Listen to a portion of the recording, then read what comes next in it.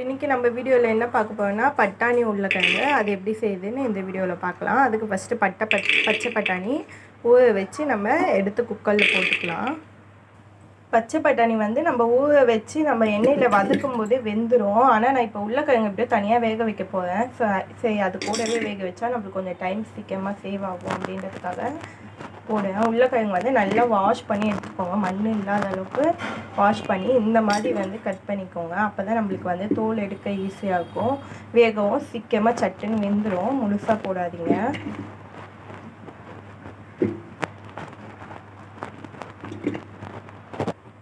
தண்ணி ஆட் பண்ணிக்கலாம்.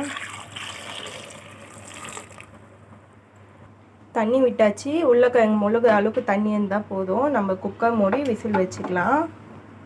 அடுப்பில் எடுத்து வச்சாச்சு. நல்லா ஒரு 1 விசில் வந்தாலே போதும், வெந்துடும். உங்களுக்கு நல்லா வேகணும்னா 2 விசில் கூட வச்சுக்கோங்க. நான் 1 விசில் தான் வைக்க போகிறேன். விசில் வரதுக்குள்ளே இந்த பக்கம் கடாய் வச்சுக்கலாம். வச்சு எண்ணெய் ஆட் பண்ணியாச்சு. கடுகு, கடலைப்பருப்பு, உளுத்தம்பருப்பு, சீரகம் 2 நல்லா பொரிஞ்ச உடனே கருவேப்பிலை ஆட் பண்ணிக்கோங்க. வெங்காயம், தக்காளி ரெண்டுமே ஒன்றாவே ஆட் பண்ணிக்கலாம். 2 வெங்காயம் 2 தக்காளி ஆட் பண்ணிட்டேன். நல்லா வதக்கி விட்டுக்கலாம். தேவையான அளவு உப்பு ஆட் பண்ணிக்கலாம். சால்ட் உப்பு நல்லா வதக்கி விட்டுக்கலாம்.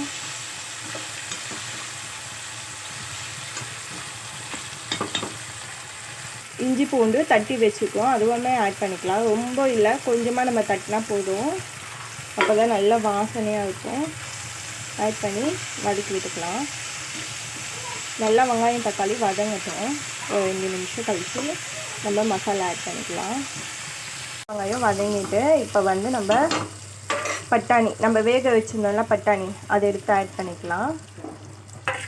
அது கூடவே உருளைக்கிழங்கு நம்ம தோல் எடுத்து வச்சு வேக வச்சு இருந்தோம்ல அதை வந்து தோல் எடுத்து ஆட் பண்ணியாச்சு. இப்போ நல்லா மிக்ஸ் பண்ணி விட்டுக்கலாம். ஒரு 2 விசில் வந்தால் போதும், உருளைக்கிழங்கு வந்து வெந்துடும். நான் வந்து கட்லாம் பண்ணல, அது இந்த மாதிரி நம்ம உடச்சி விட்டாலே போதும். இதே மாதிரி எல்லாத்தையும் உடச்சி விட்டுக்கலாம். நல்லா உடச்சி மிக்ஸ் பண்ணி விட்டாச்சு. இப்போ வந்து மஞ்சள்தூள் ஆட் பண்ணிக்கலாம். இப்போ அது கூடவே மிளகாய்த்தூள், உங்களுக்கு காரம் எந்த அளவுக்கு தேவையோ அந்த அளவுக்கு ஆட் பண்ணிக்கோங்க. ஆல்ரெடி வேக வச்சிட்டோம் உருளைக்கிழங்கு பட்டாணி, அதனால் தண்ணி தேவைப்படாது. கொஞ்சமாக தண்ணி ஆட் பண்ணிக்கலாம். மசாலா வந்து வாசனை போகிறதுக்காக நல்லா மிக்ஸ் பண்ணி விட்டுக்கலாம்.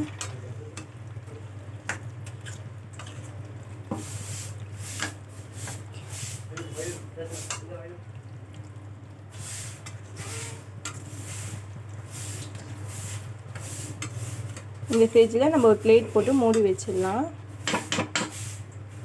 நல்லா ஒரு பிளேட் போட்டு மூடி வச்சிடலாம்.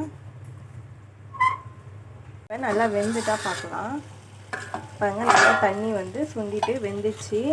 இப்போ இந்த டைமில் வந்து நல்லா மிக்ஸ் பண்ணி விட்டுக்கலாம் நம்ம கடாயில்.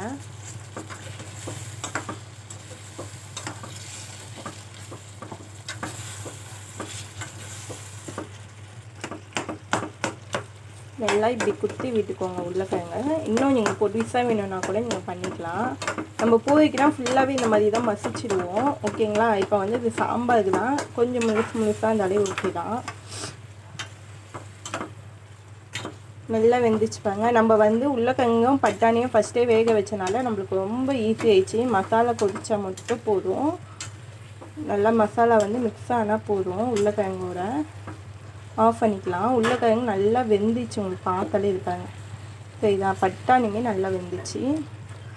அடுப்பு ஆஃப் பண்ணிக்கலாம். மேலே கொத்தமல்லி இலை தூவி விட்டாச்சு.